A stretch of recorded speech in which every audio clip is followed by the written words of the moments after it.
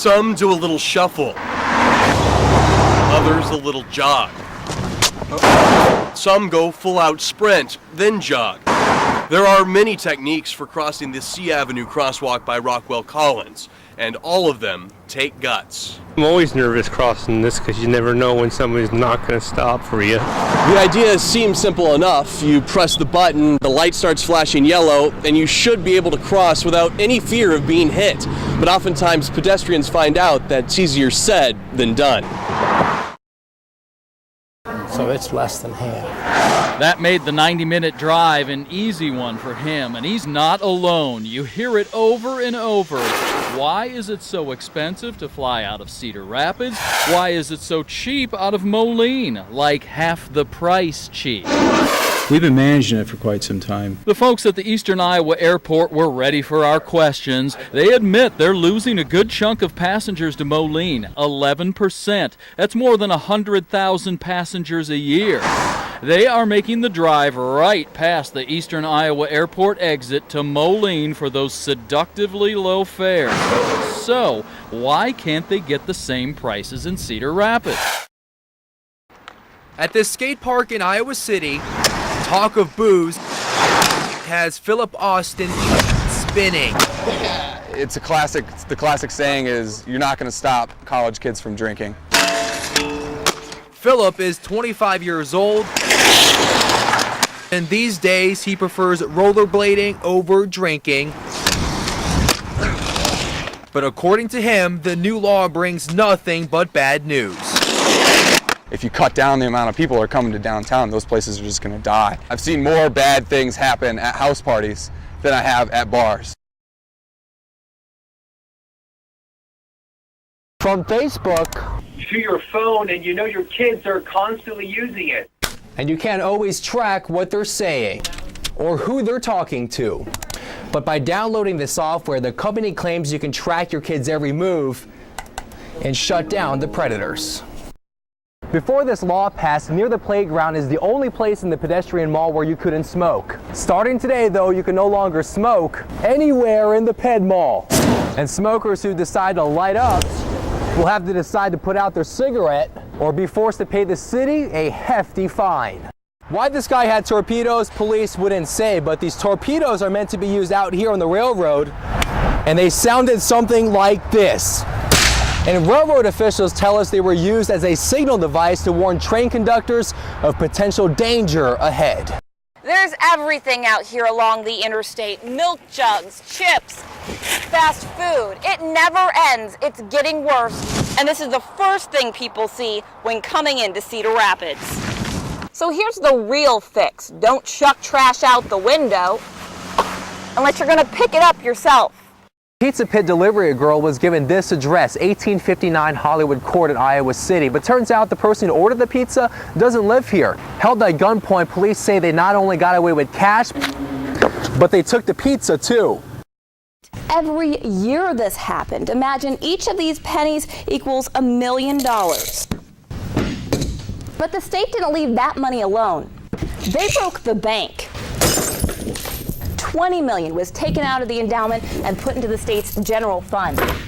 In 2005, almost $11 million went to rebuild Iowa. In 2007, the Senior Living Trust Fund took $25 million, and $5 million went to a watershed project. And with so much money being taken out of the endowment, eventually there was nothing left.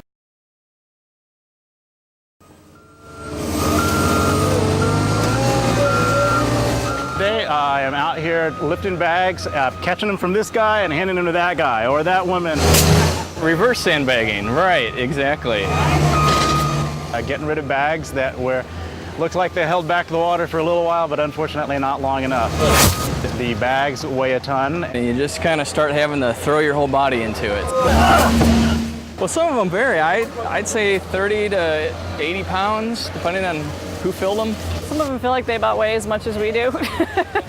I'm too slow to get out of the way and too weak to catch. Son of a gun. I really was surprised at just how hard the work is. Much harder than it was to do the actual sandbagging. They're a little more wet, a little more muddy, harder to get your foot bearing. I am a reasonably fit 40-year-old, but this is not easy work. You know, when you first get going, you think, hey, I think I could probably keep my shirt pretty clean. Well, then about the 50th sandbag, you realize that's not going to happen. The reason it's messy is that these bags are like big, heavy sand sponges full of mud and water. You pick it up and it just squeezes right out on you. I think that's probably clean. And after about 2 minutes of work, you look like this. Oh, I guess I've been in the farm business all my life, ever since 1963, I guess. Well, it has been a real trying year, especially early on from all the excess moisture we had to deal with. Not only the rain we had all spring, but the winter that preceded it. You know, we really didn't see any bare ground till the middle of March. There were some planting delays and whatnot. This particular field, it's a little wet toward the back end. Some lower lying areas, we had some ponding. Beans in general don't like wet feet. Pick a few pods and thrash out a few beans, and if you bite them and they basically snap, that's a pretty good indication they're close to being ready. The beans we've been in so far, we've been pleasantly surprised. Really hasn't been any record-breaking yields yet, but maybe you're yielding better than we expected. Just do the best you can and hope for a good outcome, and you have to be very optimistic if you farm for a living, because there's nothing for sure, and never has been, and I guess won't be. So we got a lot of work ahead of us.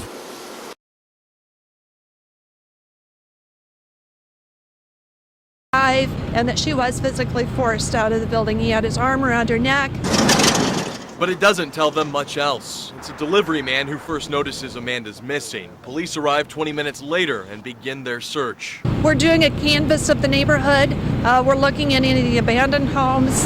Officers are everywhere. They talk to Quick Shop workers, to Amanda's family, look over surveillance photos. Block by block, they're leaving no stone unturned.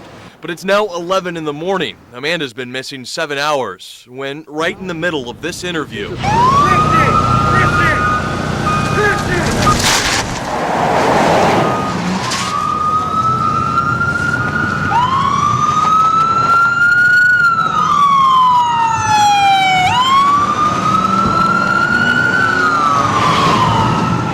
all units are called to this apartment, 4 blocks away from the Quick Shop. They notice blood on the door and hear a woman screaming for help.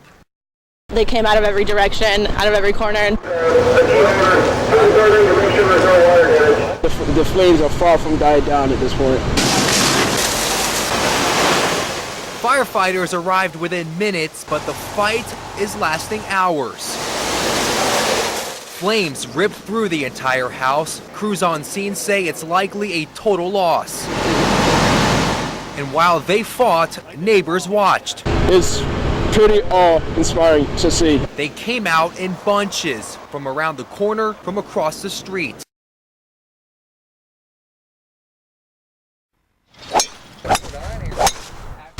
There it is. Ho! On the golf course where every stroke counts, even the most experienced golfers, my allergies are killing me, are struggling.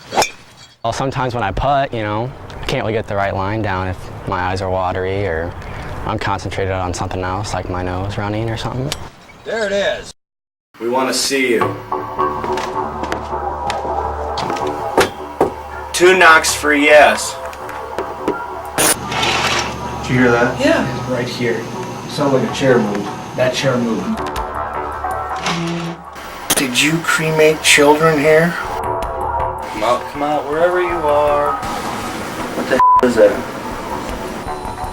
Can you make a noise to let us know that you are here with us? Are you standing by me right now?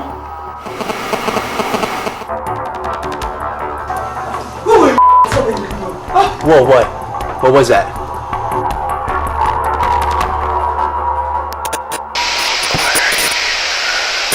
Whoa! What was that?